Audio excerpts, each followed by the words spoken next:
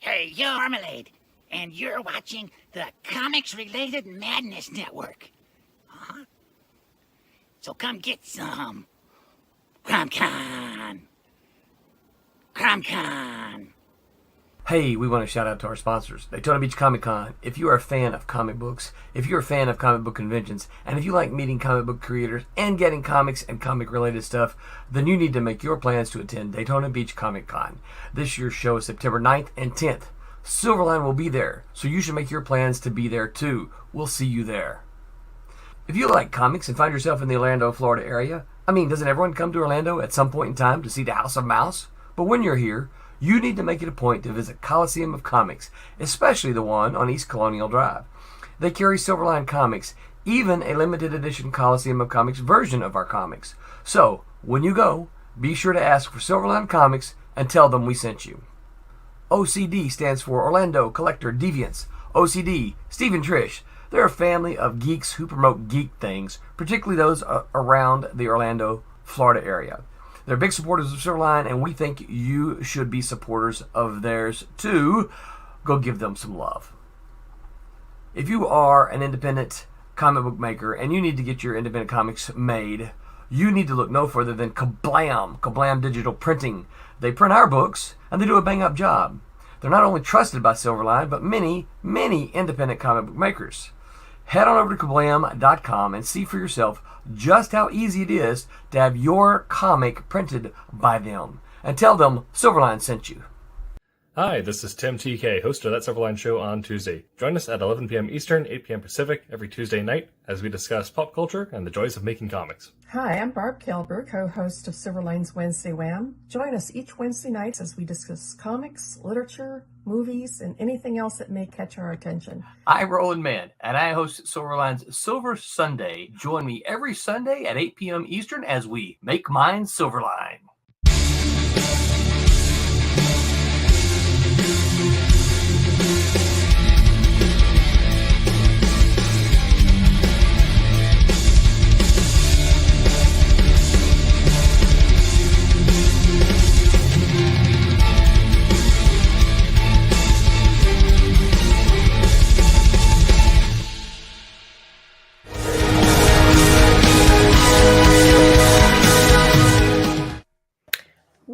Welcome everybody to Wednesday Wham, and boy, do we have a crew for you tonight.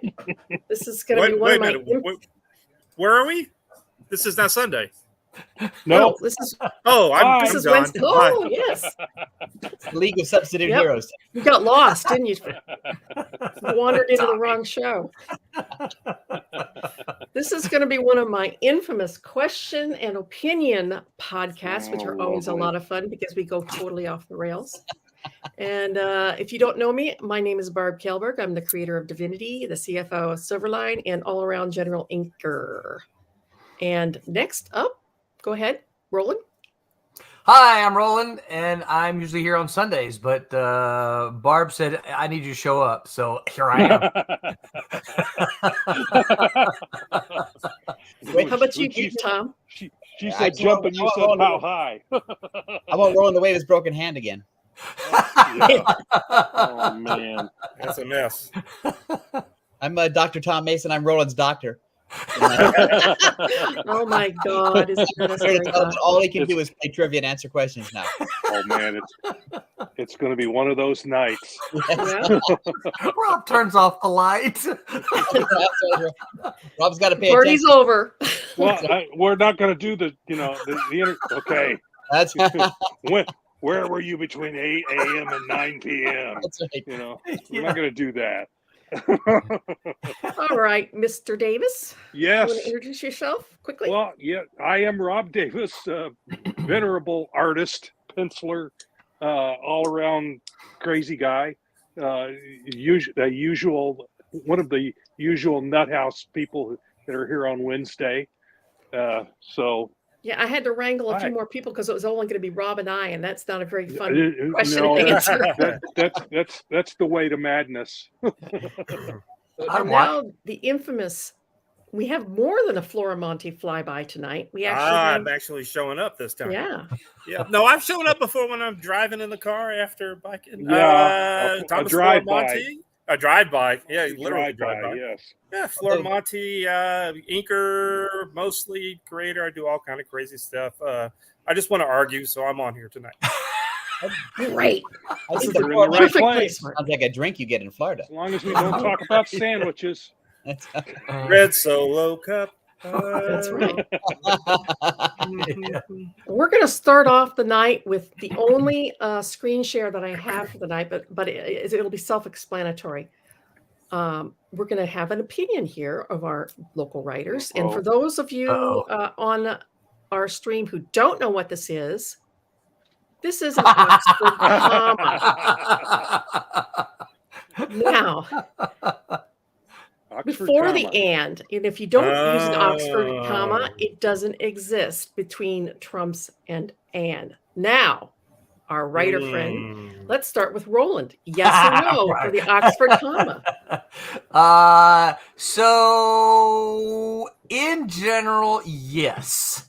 I think, like a lot of English grammar rules, you kind of know how you need to know what you're doing before you break them. So I say in general, yes, you need the Oxford comma, but there are sometimes certain situations, flow of dialogue or something like that, in which you can forego it. But I think more times than Vic, some more times than not, you need that. I mean, because you know the famous one, right? Eats, shoots, and leaves. Or that one, or let's eat grandma. Yeah. Oh no! That wouldn't be an Oxford comma. I'm like, what did they do? Yeah. Sorry, that was the first one with commas though. Let's eat grandma shoots and leaves. Yeah. That's a game, right? Shoots and letters. Each shoots and leaves. Yeah. All right, Mr. Mason. So I heard many years ago, pre-internet, before you could look these things up, I heard a story that I may have been, in those days, it may have been apocryphal. You just never really know, and you had no way to look it up. But I heard that legally, if you went to court and said, I like divinity, trumps and cray, then that's only 2 items in a court of law. Divinity is one item, cray is the second item. Mm-hmm. So I started then that was an argument for the Oxford comma. So I started putting the Oxford comma in just in case I ever went to court and did something stupid. So which is a given. But of course, people have met me and know. Hey, I bet Tom's going to put an Oxford comma in because he's an idiot. And so I've always put an Oxford comma in as a caution, and I still do it. Rob? The only time you would not use one is if it's not clear. If it makes your sentence unclear. But otherwise, it's like Tom says. It's trumps and cray. That's one thing. That's one thing. Trumps and cray.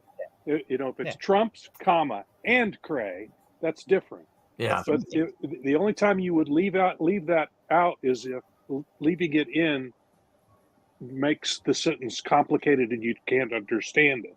I can't give you an example of that, but that would be the only time you would not use an Oxford comma. Otherwise, if you have multiple things and then an and for the last one, you got to still have that comma after the next to last one. That's what I do when I'm correcting books that I've designed. Is if we come across one of those, that comma goes in. Oxford comma, yes. How about you, Tommy? Okay, so I'm throwing all English out, and I'm going to say trumps, comma, and Trey looks stupid, so it's the other one. No comma. Well, I have never used an Oxford comma, but you guys have made a really compelling argument. No, it just looks dumb. So let me add to that. The only book that I've kept on my desk in 35 plus years of writing is this one right here, Strunk and White's Elements of Style. Mm-hmm. It is gone with me everywhere. Right now, not this edition. This is I think when I moved to California, I still had the second edition. What was that? I saw something bad about me. What? I was trying to find it in here, but he's for those who don't know, E.B. White of Strunk and White is the same guy who wrote Charlotte's Web. Yes. Right? E.B. White, Charlotte's Web, Strunk and White. Yeah. I can't find it in here that quickly, but he is very quick to say in a series, you've got to have that comma to delineate each item. There you go. So I don't have my book handy either. I have English. Yeah, English usage is it's on the shelf way across the room. I'm not gonna mess So with it. Vic wants to throw a question in here quickly. What's our personal favorite Malibu imprint? Well, that's easy for me because I spent every single issue inking Solitaire. So that was my favorite. And I inked a lot of the books. But most of them were Do you mean fill-ins. by imprint a book or Just he's talking about a series, Eternity and Right. Adventure, or is that what you mean?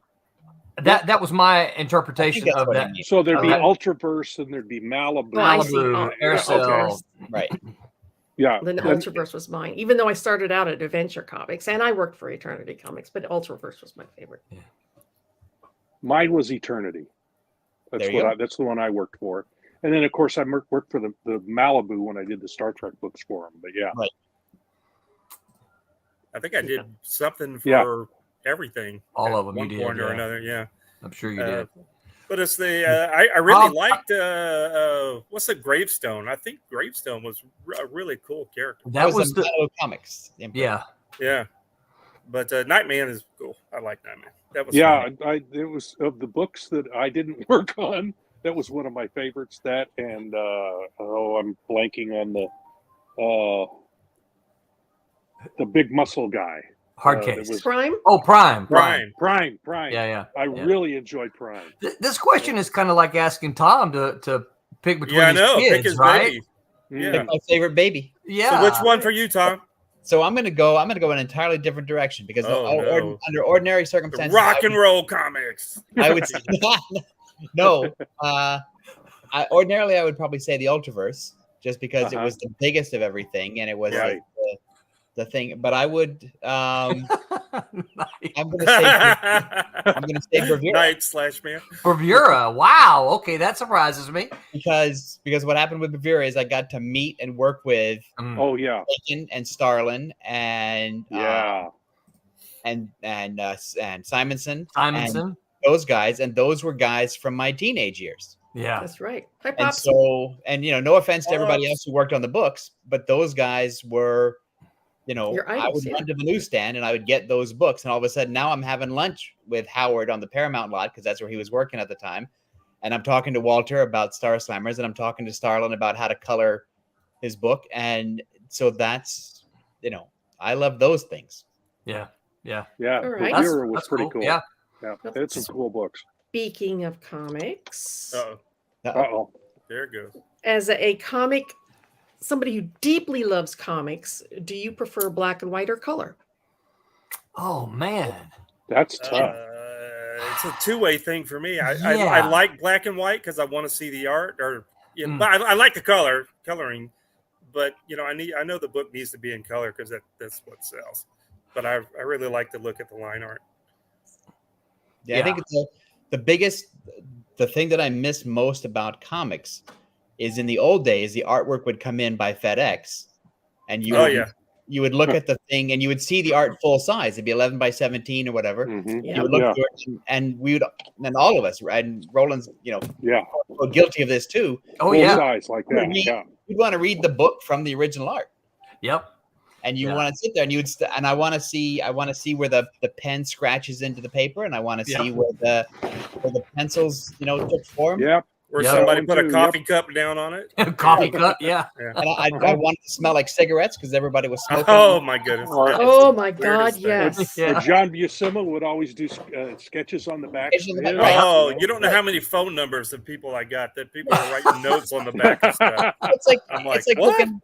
I've seen shots of Kirby's original artwork where he would write the story on the side. Right. Yeah. You know, this is the dialogue I'm thinking of, and this is what I want to do. And so I like.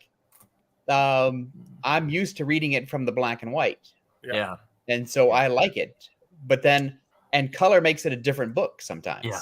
Well, Yeah. as an inker who has a fairly fine line, a lot of the fine detail gets lost in the color. And if you look at the color page and then look at the original artwork on my page, you're like, oh my god!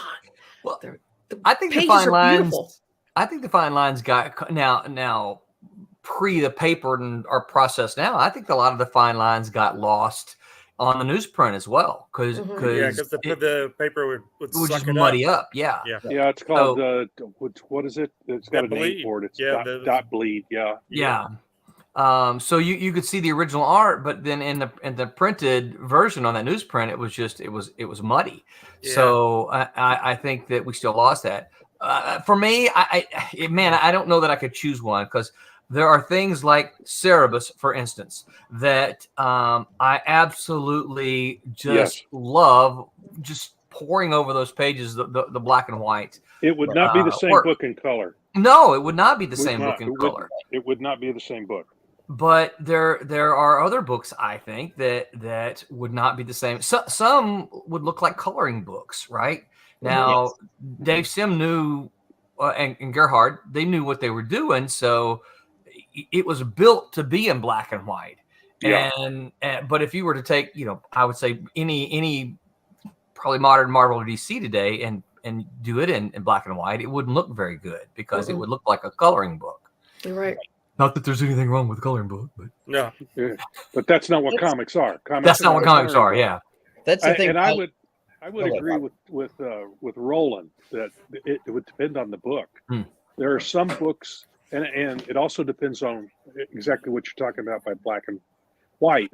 Some of them have gray tones on them as well, which in some cases works better than color. Yeah, it gives more definition to the artwork.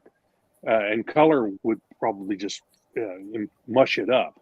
But there are certain books that are done when done properly in either medium, you can't see them being done any other way. Yeah. So it just depends on the story and the book. Yeah. I think that when you're if I was a publisher and I was going to assign the writer and the artist to the book, you'd have to know in advance, is it going to be a black and white book or a color book? You'd want to hire a writer who could write to that, and you want to hire an artist who can draw towards that.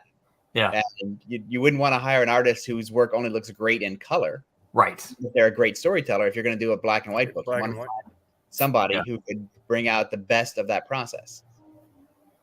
So yeah, I agree. As for David's a comment there, I am one of the fortunate few. I think I've got one of the Kirby Commandy artist editions. Yeah, really nice.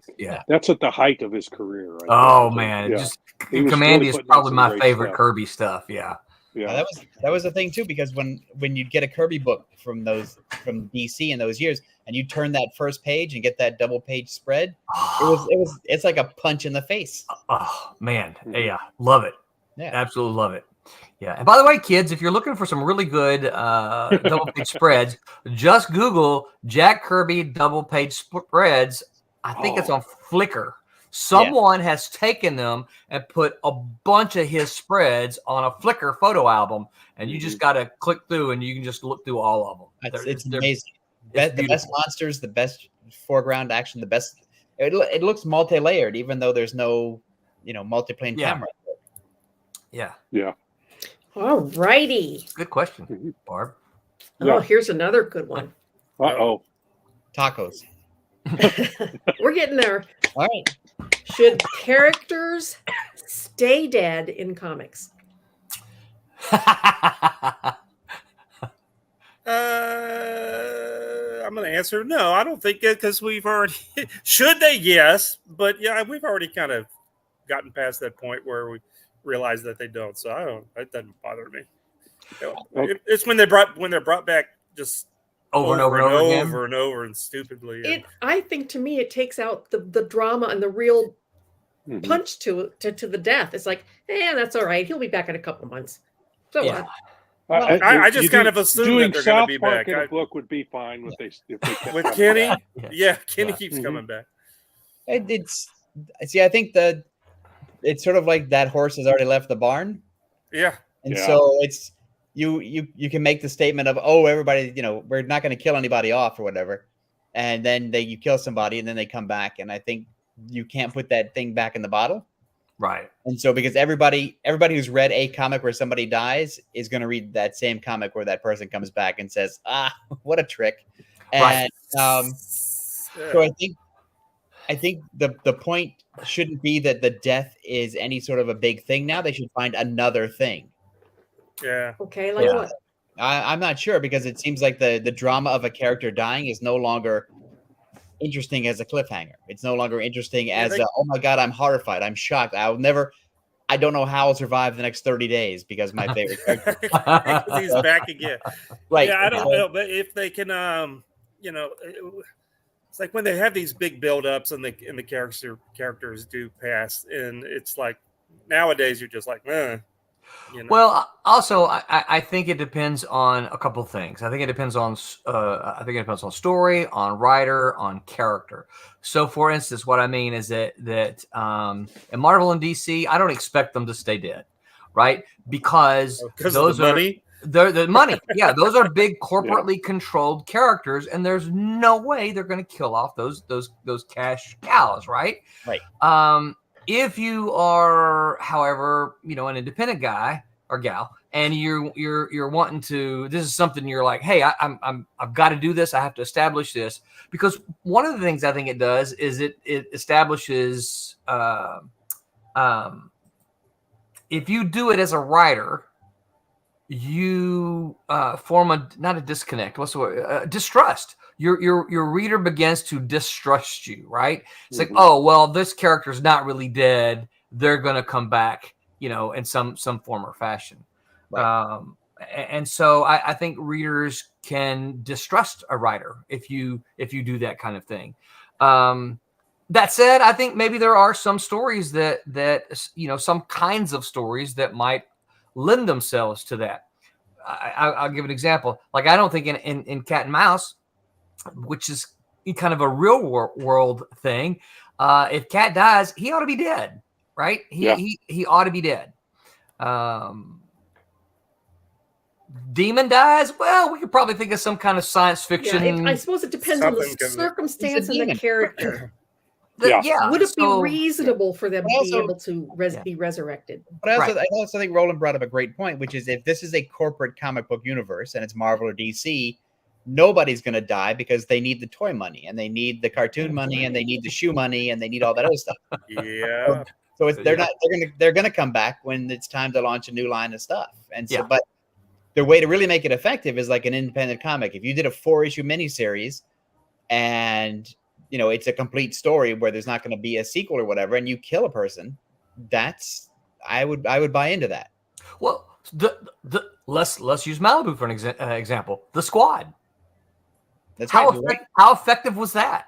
Right, we wiped those guys out. Yeah, that was incredibly effective. Yeah. That I think that affected consumers, retailers, and readers. They're like, holy crap, these guys are dead. And we killed the Exiles too.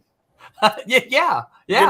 There's also another big comic. I don't know if you guys read them. The Walking Dead. If those characters actually came back, because would that have been stupid? So another point would be where would we be now if Superman had died one of his 15,000 times, but he stayed dead the first time? What would the industry look like if these characters had died? Of our legacy kind of a character, would the industry look a lot different than it does now? Probably. Oh yeah, I would say it probably would. It would look a lot different. Yeah. Better, worse. Well, for one thing, or did we not let them die? It'd be different. If characters had to stay dead, they wouldn't have killed them in the first place. Probably that's where I was going. Right. They probably wouldn't have let them die. Yeah. Also characters, and then you wouldn't believe the stories at all. Right. If characters didn't die until DC was taken over by a corporation and Marvel was taken over by a corporation, and so that's when they died and started coming back. because You they know what? recognize the I hadn't value. realized that. When in DC in the 60s, nobody died. Yeah. They were always put in danger on the covers. Oh, what will Superman do? He's trapped in a locked room. Yeah. And it's oh no, Jimmy's turned into a giant turtle. And Well, It I gets- can think in one instance at Marvel where they introduced Wonder Man and Oh, killed him yeah. in the same issue. Yeah. Of course, later on they brought him back, but that had an impact. right. And there's a Because really they hadn't done that before. there's a really great Legion of Superheroes story that I think is 8 pages, and it introduces a character called Erg-1 who wants to join the Legion of Superheroes, and he has a power, but he can't show it. And the gimmick is he can't show it because he can only use it once, and then he dies. And so he uses it. He uses it to save the Legion, and then he's just an empty uniform on the floor. It's like, well, yeah, you should listen to that guy. Yeah. Here, thanks, dude. Yeah, Somebody grab a hanger. right. You know what? We're going to put a uniform in our showcase. Moving I'm on. gonna hang This that is gonna- costume up on the wall. There you go. This is going to be a big one. Don't know. Mhm. No. Is Chicago style pizza really pizza? The thick pizza, yeah. I only like my pizzas thick, so yes. That's to me. That's more like a A big Okay. pie. casserole. A What- pie. So, You're first right. of all, we have to define our terms. Oh no. Oh, here we go, Mr. Technical. Yeah. Okay, Professor. What is pizza? What's the word pizza mean? I don't know. We're gonna Google Pie. It means it. Pizza pie. pie. Oh, It's meat oh, pie. oh. So why would you call it a pizza pie? It's pizza. But It's like Manga yeah, Comics. thick pizza is just Mega Comics. thick, That's true. a thick piece of pie. So wait, are you saying So, yeah. pizza means pie? Yeah. I didn't know that. Yeah. It's a pizza pie. Well, see, It's that's a what I've heard pizza. that a bunch. Yeah, it's Pizza, pizza pie. pizza is a round food that we cut into triangles and we put in a square box. Unless I worked at a place where they cut it into little squares. Well, those little are communists. triangles. Those are communists. So that lends the question: Is triangular pizza better than square pizza? If you ask my wife, it is. Yeah. You get more She bang hates it bang. when she always See, gets thin I like pizzas, the and square they always pizza come myself. square. Now, if I you want ask, the crust. I do too. I do. Well, too. no, I like the crust, but I like the square because I like to have the crust on one side and be able to fold it up. Yeah, And- but and what it's about all the sandwich. pieces in the middle? Then Right, you get like, Sandwich. Think Italian. oh no, it's a But yeah, pizza that's- sandwich. that's But a yeah, taco at that point. So it's just a thicker pie. Is the Yeah. deep dish is just thicker pie. It's thicker pizza. So Barb snorting. I I think am. so. We're not going to get into the sandwich debate. All right. We'll be here for the rest of the night. Okay, now Yeah, a New Renee. Yorker When or- Renee and I go get pizzas, she has to get a thin, I have to get a thick, and then that's the way it is. yeah, a New I personally Yorker- prefer thin. New York but, pizza. Yeah. a New Yorker would say that a Chicago-style deep dish pizza is a casserole, not a They- pizza. Yeah. Well, that's why they have their own state. They can steal it. Right? Yeah. It's tomato soup swimming in a bread bowl. Yeah, give me some more. I'm gonna go get one now. Tomato soup. Depends on how much of a hole in the wall the place is. Yeah. I think you get more bang for your buck with square. That's just me. Yeah. Maybe so. All right. You lose track of calories with a square because it's not a slice, and you know what's in the slice. Oh, you know, how many calories per slice? Yeah. Because that's the way that they have it in the menu. It tells you how much per slice. Ah, well, I hate those people. Yeah. Yes, me too. Yeah. Right.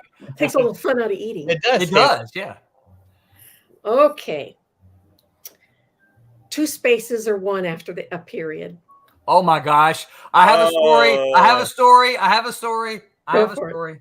So It depends on how old you are. That's the I was story. gonna say anybody who is close to our generation knows that we were all taught 2 spaces, right? On your typewriter, 2 When spaces. you were typewriting. Yeah. But There's a reason for that. when I went to Malibu, when I moved out to Malibu, I got my butt chewed by somebody for including 2 spaces.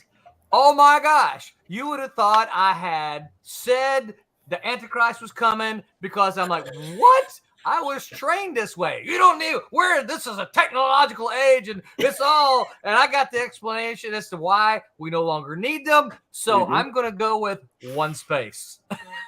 I have taught. Because you're in fear of your life, right? That's right. The pupil has now become the teacher. I can tell you why we went to one space, but Okay. after everybody else does. Well, All right.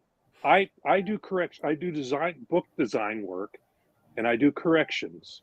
And I have a program that goes through and takes out every double space, so it's down to one.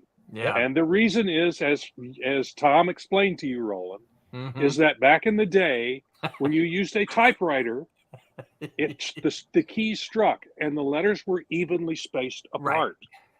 So in order to space a sentence from another sentence, there were 2 spaces after a period. Now that we have letters that actually space themselves by size, By capitals. they call it kerning, Yeah. that you don't need that extra space anymore. Right. And taking that one extra space out if it's a big enough book, that can be an extra page that you've eliminated from the book. So you don't really need it anymore. Now, some people still put it in. But like I said, I have a program that strips all those suckers out of there. And, all right. So there's an argument out there that says subconsciously it is easier to delineate between sentences if there is a double space. Your subconscious actually takes into account that extra space and separates those sentences. Tom's going to yell at you. I'll go one step farther. Is that the kids today with their texting and stuff have eliminated punctuation? And Punctuation. There's no period. That's right. There's no capitals. There's no periods or commas. Everything is a run-on sentence, and everybody's fine with that. So I think we've moved on from the antique store of typography, and we're more in line with Rob. But professionally printed books, if you've got 2 spaces in there, you're going to get all the nitpickers eating you alive. It is a shame. 2 spaces in there. It is a shame that Mr. John Medic is not here tonight, because he and I have had this conversation. He submitted to me something for the newsletter, and there were 2 spaces. I said, John, stop this. Stop. I've got to go in now and delete all of them because you did this. You should get Rob's program. Well, actually, it's a script that gets put into a program that I use called InDesign. It's a script. It also checks for other things, like using in InDesign. It automatically puts the indentation in. Yeah. But you get people using the tab. Oh my God, that drives me crazy. But this program eliminates all those too. So I don't have to go find those. Or if somebody if they put in spaces for the beginning of a paragraph. Oh yeah. That's another irritation of mine. So it'll also take out multiple spaces. What is so this it takes program? care of all that stuff that I used to have to hunt for. Yeah, what's the program? The program I use is called InDesign, and someone has written InDesign will do it? Oh, I have a script. It's a free script. If you want it, I'll give it to you. Please. It will go. It's a free script, and it goes through and it gets rid of all that stuff. And you can set it to take out other things as well. I use InDesign, but I didn't realize that it did that. Yep. To learn the program, I listened to this podcast that had all kinds of stuff like that, and it talked about this script that you could use to do all that stuff. And I went, I got to have that. Right. Even if it costs me money, I got to have that. But it was I'm currently writing up Divinity 9 through 12, so that would be a big help. All right, Tommy, what is the printer's reason? No, there's no printer's reason. No, I was going to say, once we went over to doing everything in the computer and stuff, that extra character is an ASCII character, and it takes a whole bit or whole byte. And so that's ASCII character 32, if I'm not mistaken, in most of the ASCII I don't remember what it is. So it would be, if you removed one of those characters, it makes the file smaller. Yeah, exactly. There we go. That's another reason I have it. Yeah, I just made that up. Man, I remember. That's funny. That the whole conversation with Tom about the double spaces. I still remember. That's one of the very first. I think my first week. That was something that Tom beat into my brain because it looks strange in print when you see it. Yeah. Because if you look at it in the old-fashioned world of book publishing, when you would submit a manuscript, you learned how to put the two spaces after the period.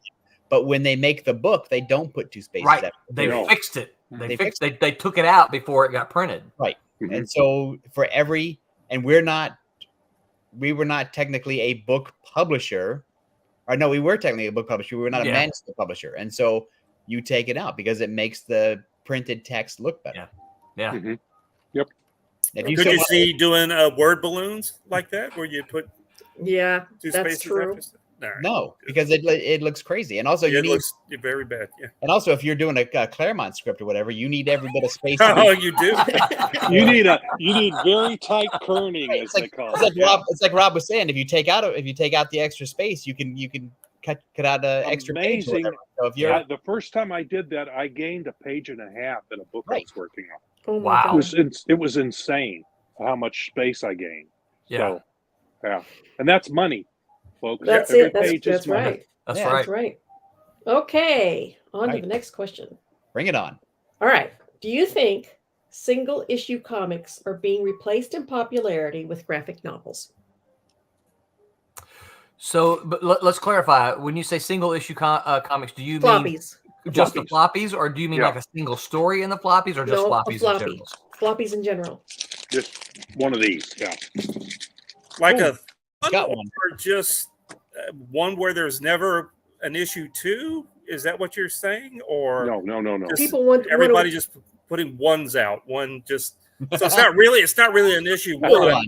We know It's somebody just- like that, don't we, Tommy? It's just a book. Yes, we do.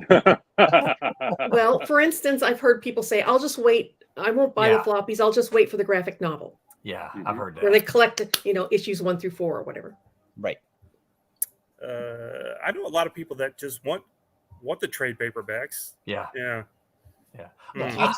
I'm going to jump out and say, yeah, I think so. I think I don't know how quickly it's happening, but I mean, I see it in my classroom a lot. I see the students; they would much rather buy the graphic novel, and there's a couple of reasons, right? But one of them is because they can buy them and stick them on their bookshelf, right?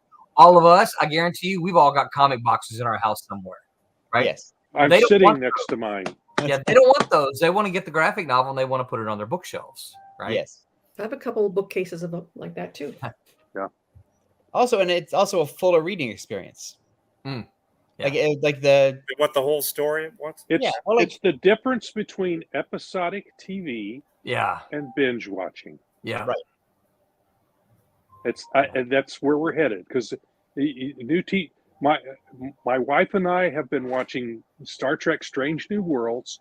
We watch one episode a week because we're the old-fashioned type. We savor each episode. Yeah. My daughter and her husband, they got the whole season and they sat down in one night and watched them all. Oh my They gosh. binge watched them. So it's the generation difference. Yeah. So yeah. but I think the floppy comic is dying off just because it's $5. Yeah. And that's a lot for an episode when for $12 or $15 I can get a nice book with an entire story. And so I think a lot of people have put 2 and 2 together and said, well, this is what I want. Yeah. It's more budget friendly. It is budget friendly. More bang for your buck. And it's also easier to, what Roland said earlier, it's easier to store. Yeah. And you don't have to buy, like with a comic book, if you want to save your comic books, your floppy ones, you have to buy special equipment now. Mm-hmm. You got to get a bag, you got to get a board, you got to get a box that sits next to you like a loyal dog, like what Rob has on the store over there. And so I think, I think the trade And the Scholastic. in goes the backing board. What David Ace Gutierrez just wrote, the Scholastic model, and I think that's what kids are gravitating towards because the Scholastic novels used to be like $9, $9.99 or whatever, and that's a really good price point for an entire full color graphic novel. Yeah. So I'm all in for that size. All right. Great. Those are really good answers, by the way. And I agree with all of them. I think they're becoming more popular. I do. I agree. All right. Yep. Should there be a special font to use for sarcasm? Oh, sure. It's called the Tom Mason font. Okay. It's Mason bold. Big So are and you bold, saying yeah. should you use another font? Is Should that there what be you're saying? a designated, different- recognized Oh, font just for sarcasm? Yeah. Yeah. Yeah. I don't know. What are you trying to say? Well, that's almost like saying that should all the normal talk have one specific font too. I think maybe it should have a different font than what they're using. You know, I would go with that. Maybe I try to do that if somebody's yelling or something like that. I'll try to use a different font, but one specific that everybody uses. It's on word balloon I'm going to design. say that. Word balloon design. There A you go. word balloon design. Actually, I like that idea. I like Yeah. that idea a lot. Well, but yeah. I'm against the sarcasm font because I think to me it's funny if people don't get it. Yes. Right. Yeah. We don't want anybody understanding your comic books, Tom. Right. And I think Well, did you ever read Dinosaurs for Hire? there's two. I have two arguments. One is that it's funny when people don't get it, Yes. and also it's on the person doing the writing to come across as sarcastic without needing a special font. Yeah. It's like if you're writing dialogue in a story, you don't need a special font to tell you that a character is angry, Right. or a character or whatever. You just you use the words to indicate that character is angry, and that pulls you through it. And so I think people would start using the sarcasm font as a crutch, Yes. and Yeah. and so it would ruin my Lazy fun. writing. I love when people don't get sarcasm. Because the other thing to add on to that, right? So one of the things writers are often taught, right, is that you when you're giving dialogue tags in prose, for instance, you do not write, for instance, oh, I believe that he said sarcastically, right? Because that's a telling, right? And you, as the writer, you don't tell, you show, right? So your dialogue itself, as well as the actions of the character, right, the visuals, have to demonstrate the sarcasm, and you don't tell them. And I think the font would be that show don't tell.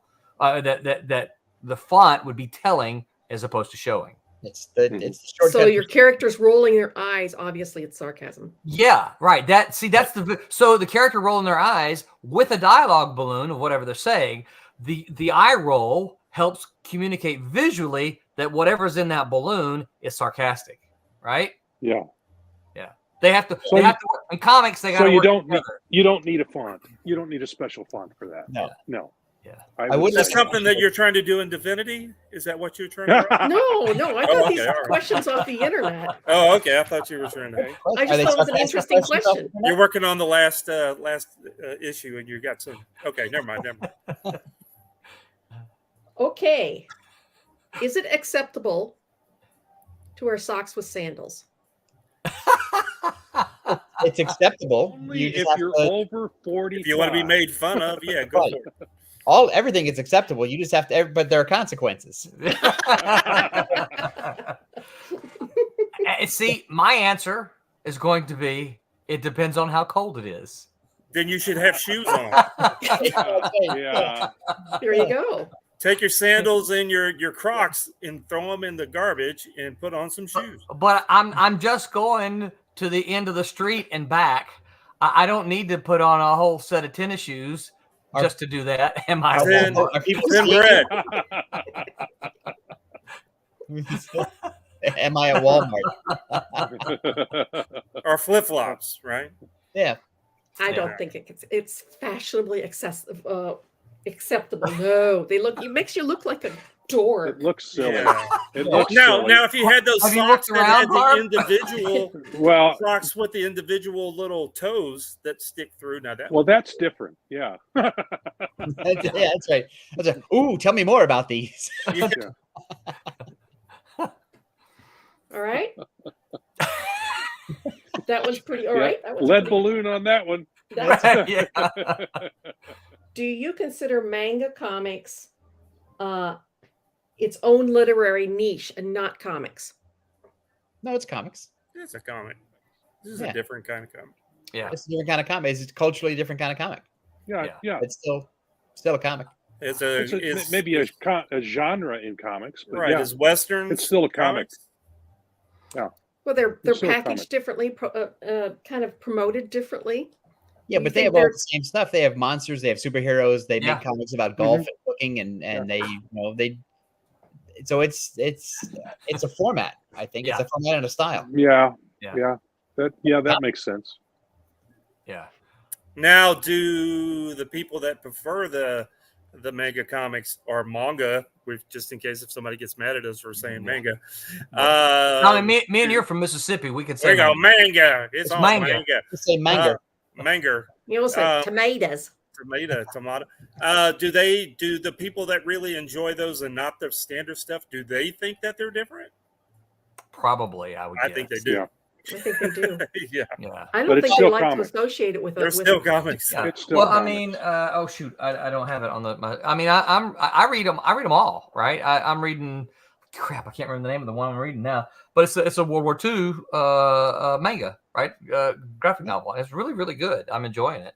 Well, what makes a manga comic? What makes a comic a manga? Well, all right. So you want I don't know if I said answer? that right. You want my answer that I give to my students that just ticks many of them off? I think we've talked about this. Yeah, I think you and I have talked about this. Is that you got to be Japanese to make manga, right? We never You can't be an American and make manga, right? If you're an American, you're making a comic book that's influenced by Japanese art. I think you got to have right? speed lines, a lot of speed lines. So I know a lot of people. I don't agree actually with have me, a but Procreate that's- brush that will do manga speed lines. Yeah. Seriously, I do. I could And a lot of probably get one those Zipatone for dots Photoshop. everywhere. Yeah. I've always heard that manga is Japanese comics. It's not Yeah. it's not American comics. American comics are American comics, and so Yep. that's It's not exactly a genre, but it's not. Yeah. And it's like okay, so we it's all different, love. but it's the same. It's weird, but Yeah, so we all love Been Done here, right? So this is not a. Oh, This yeah. is not any kind of anything negative toward Ben Dunn. But what Ben does, that's not manga. no, it's manga influenced American comics. It's manga influenced American comics. Yeah. Yeah. big But time. what does he think it is? I don't know the answer to that. I don't think he's ever called it manga. No, he calls it comics. Yeah. He does I- comics, is what he Yeah, said. he does comics. Yeah. Barb, you got his phone number. Call him. I don't have his phone number. Oh, okay. I don't have everybody's phone numbers. I have a lot I of think phone numbers, that- but I don't have I them. thought you had. I think that question from David S. Gutierrez was interesting. How well do Western comics do overseas? Westerns as in the region, not in the genre. I mean, that is a good question. How well do Western comics sell in, let's say, China or Japan or India? I don't think so. The Disney comics do well in some places in Europe. Right. Okay. And they The still, Disney comics they still do original Phantom comics in Australia. Mm-hmm. I think Alex Savick was drawing those, isn't he? Yeah, and a guy named Glenn Levinson draws them as well. Oh, cool. And because he's always posting the covers that he does for the Australian versions, and a lot of the American stuff does well overseas, but it's more. I know that like Chaikin's independent stuff that he's been working on for the last 10 years that gets hardcover collections in Europe. Really? Yeah. There you go. And because that stuff is a little, it's not really superhero-y. It's more independent-y, artsy sort of spy type stuff. It's not very very adult themed. right. It's not Batman, Superman. Right. And I think Walter Simonson's Ragnarok did well overseas, and Star Slammers did well overseas. And I think, but overseas to me means Europe. Right. So, Yeah. so France, Belgium, Italy. Well, I guess that could be a question. Is Europe more accepting of American comics than, say, Africa, South America, Asia? No, because you get a ton of American comics in Malaysia, and because there's a great artist named Alan Kwa And he's always posting his covers that he's been doing for Marvel and DC on his Facebook page. And he's always posting back issues that he's just acquired of classic American comics. So I think In Malaysia. So I think there's a huge. I mean, they have their nerd cultures just like we do. Right. Yeah. And so, is it hugely popular? I don't know, but they definitely have fans.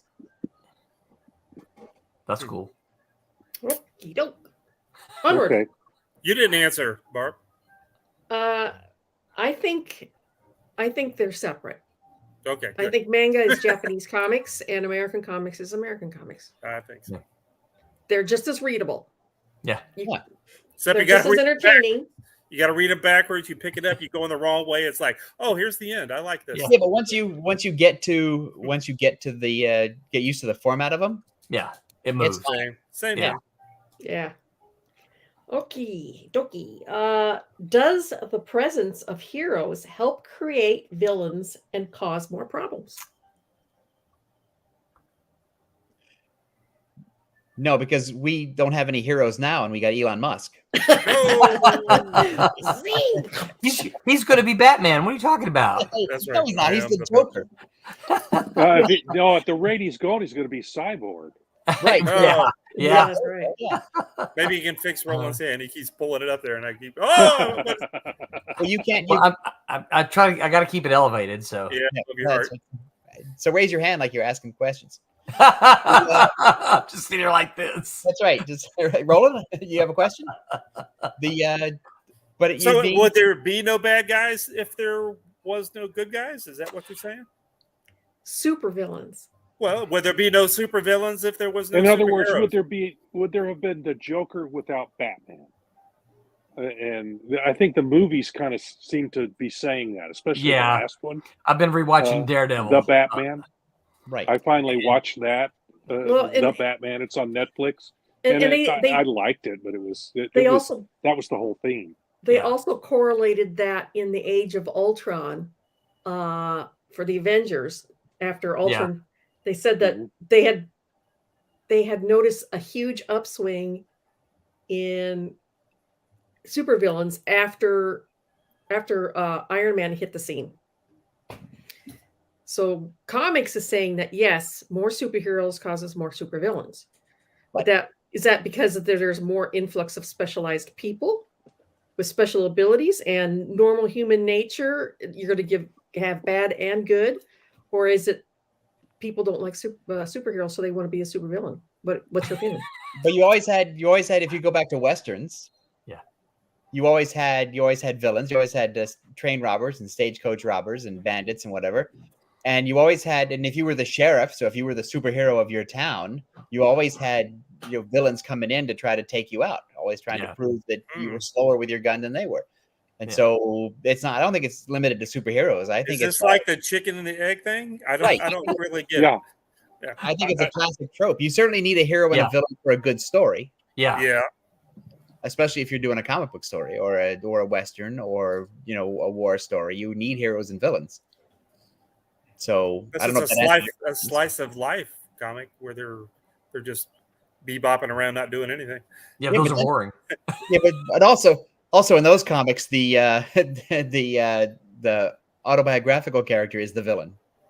Yeah, we see a lot of books at Kablam. I'm flipping through them, and I'm like, well, there's nothing happened in this one. This is Yeah, because I read a lot of American Splendor in the past, and Harvey Yeah. Pico would certainly be the villain of his own comic. He was a curmudgeon. Right. He was a cranky, unhappy person, and the slightest thing would set him off. So in his neighborhood, he's the Which is villain. why he was perfect on David Letterman's show. Oh my God, he was So, one of the best David Letterman guests. He was perfect. I gotta go YouTube that one now. Oh, he Yeah, was me on- too. he was on several times, and then I think apparently he pissed David Letterman off at some point, and then he was, Yeah, and then Blacklisted. he was never Funny. asked back again. Yeah. Wow. But Harvey was only doing what he was called on to do. Yeah. he's like the Larry Bud Melman of angry misanthropes. That's right. All right, here's a good one Oh, for you man. guys. Uh-oh. Traveling back in time would be better than traveling forward in time. Oh yeah, because I'd be dead if we went forward in time. I would say Oh, traveling back in time because then I could get all the lottery numbers. Yeah, but then what would you do with them? With money? Well, no. What you're saying that before you left, you would have to know what they were. Oh, I see what you're saying. Just bet on the Super Bowl every year. Yeah. So basically, you would have to get like an almanac of everything, and then travel back in time so you can make use of it. So you're doing Back to the Future. Back to the Future. Okay. All you really need to get is just buy Apple stock. But we're saying that you can't go forward. Or Walmart. So you couldn't go back and buy the stuff and come back and.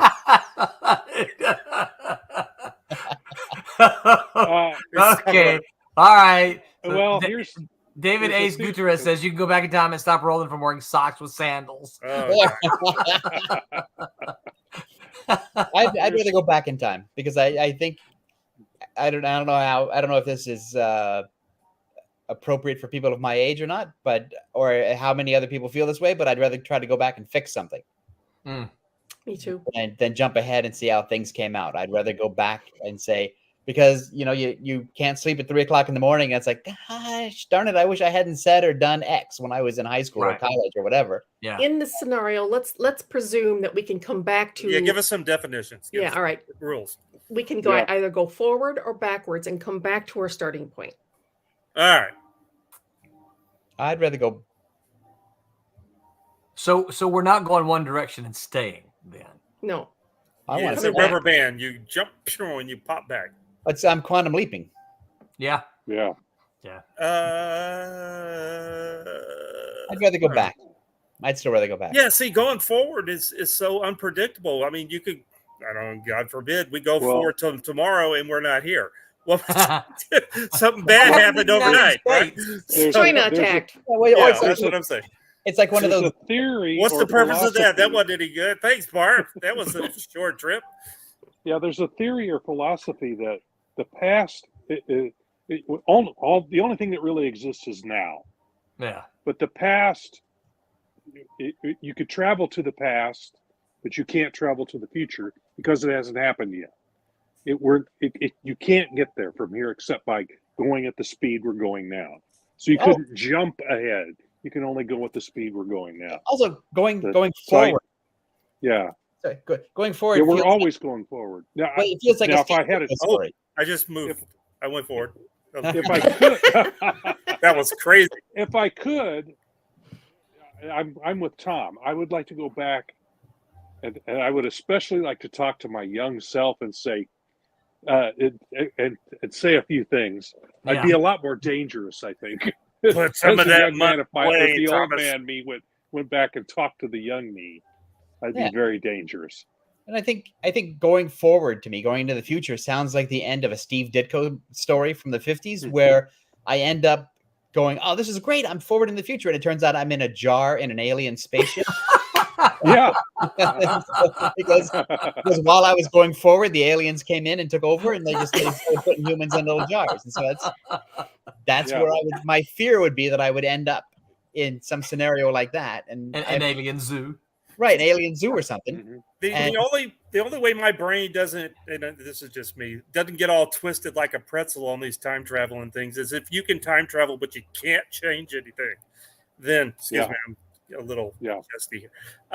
So that way you wouldn't mess something up one way or the other. You go back in the past, you change something, you screw something up, and then you come back and everything's different. And then what was the purpose of going back? Yes, I don't like those stories. And then you go, it's just so stupid. I don't want to think about it. And then my head starts to hurt and I get a headache. But what if time is just a series of strings or strands? And then it's the string multiverse. Theory? And then we talked about that the other day, didn't we? Every decision branches another universe off. Right. So your story, you're the story where you're still, where I'm still dumb Tom Mason is still happening. But the storyline where I go back and I fix something and I made it better. I made it better. That becomes a different reality. So now, what about all the people that you messed up along the way to get to where you're the dumb Tom Mason? Well, let them go back and fix me then. Oh, okay. Well, here's the question. So if you go back and fix it, and then you go forward, which forward are you going to it? That's true. Right? You get Fling back. if you go back to that point on the string and the string, which That's one part do of you go that's back part of the paradox of time travel. I know that's my head is starting to hurt. to? What's the timeline where DC buys Malibu? I want to live in Oh, that I'd love to be on that one.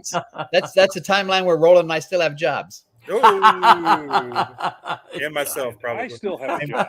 and we're hiring Barb and Tommy and Rob. That's Yep. right. There you go. Yeah. I hated the ending of Avengers Endgame because With Cap. Cap goes back in time and marries Peggy. What happened to Peggy's kids? They ceased to exist. He murdered 2 kids. Yeah, I know. See? That's not explained, but We maybe call that they the were Four-Money maybe they paradox. were Cap's kids. For Monty Paradox. I know. It completely erased her future. See, I like time travel like the Bill and Ted time travel, where Right. right now I need a pizza, Dude. so I'm going to go back 15 minutes and order one, so it'd be here right now. Right. That kind of thing. That's That's my time travel. That's what I want. I think it's funny that Okay. you've thought this through to the point of pizza. Right. Get back to the pizza. I'm You know, down for that. what did they do in one of the Pizza got episodes? mentioned earlier, and now he can't They get were- past it. They were like handcuffed or something, and they go, I bet underneath this trash can is the keys to the lock, and then they lift it up, there it is, and they go, remember, go back in time and put the keys under there so you remember to get the that's the time travel I like, because it's Yeah, just I'm talking about going back and fixing mistakes that I have made and fixing hurt feelings that I may have engendered. not ordering pizza. Oh, I'd Tommy's have talking a about lot of pizza. of work to do. Yeah, that's right, me too. Yeah. I get things and I go back and save people that I love Yeah. from well, things. there. Yes, I would do that. So I would be very busy and sweaty if I went back in time because there's so much to do Yeah, Or undo, right? or undo. Or Yeah, undo. that's right. undo. I would Yeah, a lot by of undoing. definition be in great shape back then Yeah, because tell my younger self not to marry my first husband. Oh, I hope he's not listening. That's one of them. I think that's true for a lot of us, Barb. Yeah. Maybe the second one too.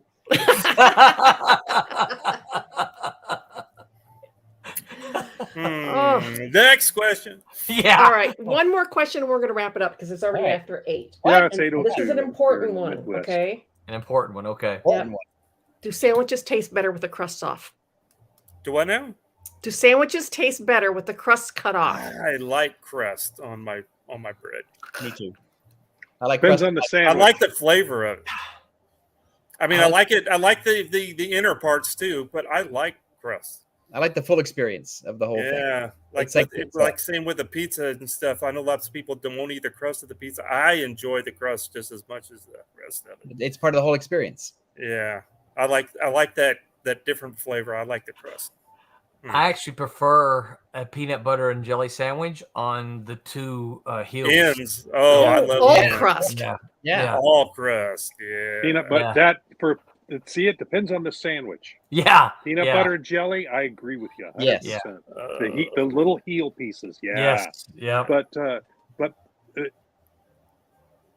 I kind of like a grilled cheese sandwich with the Without the ends. crusts cut off. Yeah. No, I'll eat it either way. Yeah. But I like it. I like like the it ooey really gooey well. coming that out. way. Grilled Yeah. cheese Yeah. was the one that came to my mind. It was like, oh, are there any sandwiches that I like without the crust? And it's like grilled cheese is good. Look at you, That's, fancy. that's the only one I can think of right offhand too. No, maybe tuna salad. I wonder if Renee will make me a grilled cheese sandwich. She Well, made you got food on the brain tonight, don't you, Tommy? Yeah. Why don't you go back in time and ask her? That way it'll be ready. I when know. you- Hold on. Let me go. And you can eat during the That's right. stream, right? Oh, wait a minute. Here it is. That was convenient. I also like the overcooked edges of pies and brownies and stuff. Like if we're at a party or whatever, then you'll As long notice as it's somebody not eats burnt. the edges all the way around. That's me. Also, French toast is good with crust. Oh Yeah. yeah, Yes. I like the crunchy. I would part. agree. Yeah. Mm.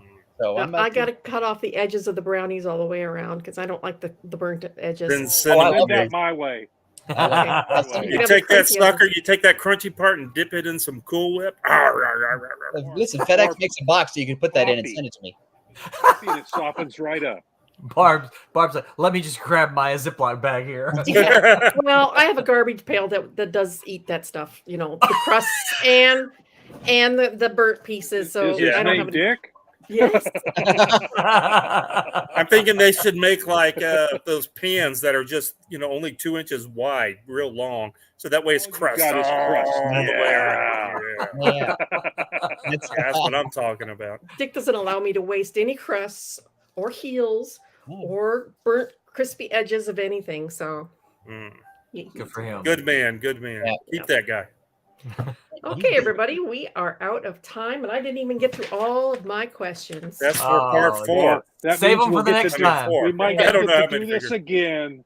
Well, these are always fun. These are Well, it's always great fun. stepping in. I had a great time. Yeah. All right, everybody, as we always like to say at the end of wait a thing minute, here. I got to get my Oh, look at Rob. my stream in. There we go. Here it As is. we always like to say at the end of our podcast, Silverline. make mine mine silver Oh, wait a line. minute, I don't have anything. Hi, my name is Paul Kupperberg. Make mine Silverline.